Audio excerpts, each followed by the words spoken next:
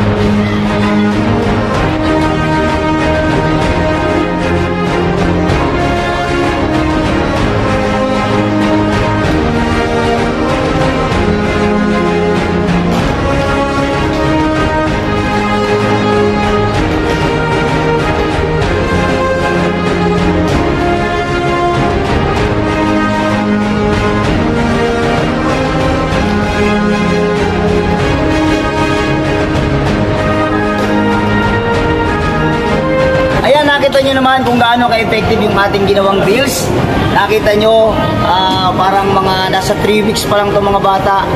Pero grabe yung improvement nila sa pag-build nila ng ground ball at saka yung throwing skills nila ay talagang okay na. Kaya tuloy-tuloy po tayo na sana abangan nyo yung ating mga susunod na video. I'm so excited na i-share sa inyo yung mga susunod pang improvement nitong mga batang ito at hanggang sa tournament. Kaya sana po abangan nyo ang ating video. At sa mga susunod pa, pag-like and share naman at kung hindi pa po kayo nakapag-subscribe, mag-subscribe naman po ng aking YouTube channel, Coach Manny. Maraming salamat po. Mabuhay kayong lahat. God bless you all. Bye!